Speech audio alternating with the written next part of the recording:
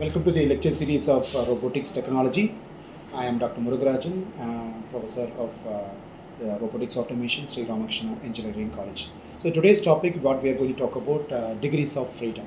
So the degrees of freedom. So in robotics, the degrees of freedom refer to the number of independent movements of a robot or robotic arm can make.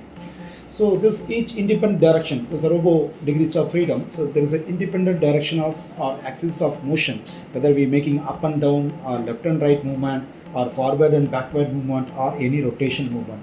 So it counts as a 1 degrees of freedom. So this concept allows engineers to define the robot's range of motion and manipulation capabilities. In mechanical aspect, we call as refers to the freedom of movement of a rigid body in a three-dimensional space. So degrees of freedom of a mechanical system is a number of independent parameters that define any kind of a state or any kind of a configuration. So it can make a lot of definitions also. The number of independent position variables needed to locate all the parts of any kind of a mechanism. Or we can say number of joints or number of different ways in which robo arm can move. So come to the robo arm as per the degrees of freedom. So it described by the degrees of freedom because most of the robo arms can be described by number of independent movements of each and every joint. This number typically refers to a number of single axis of rotational joints in the arm, where higher number indicates the increased flexibility in positioning the tool. If you could see here, we can make a forward and backward positions, left and right movement and roll movement. So we call yaw, roll and pitch. So the pitch, yaw and roll kind of arrangement. So each axis of motion have this kind of independent movements. The degrees of freedom of a rigid body is defined as the number of independent movement it has discussed, and higher number indicates the increased flexibility.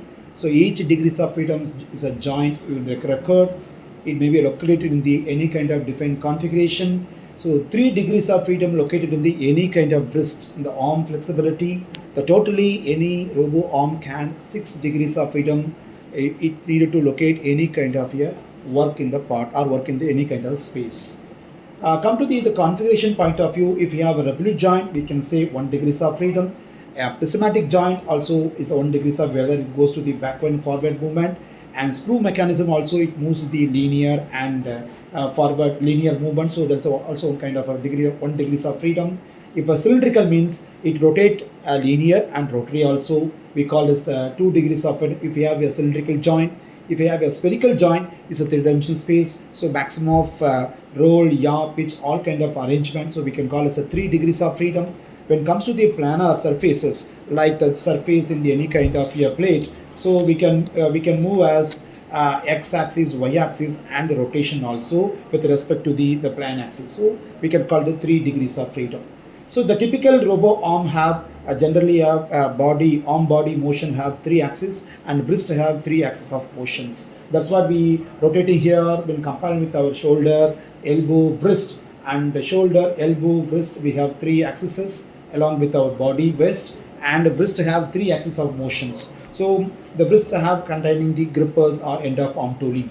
If you copy a typical illustrations, if you could see here, so the body have body base have rotation aspect, then the shoulder, then elbow, then it comes to the wrist. So this have a 3 axis, and the typical the wrist have the 3 axis of motions, roll, yaw, pitch kind of arrangement. So depends upon the degrees of freedom, whether it's maybe a linear or maybe a rotary or maybe a revolving or twisting movement. So they have to define the number of degrees of robotic arm based on the number of joints in the robot.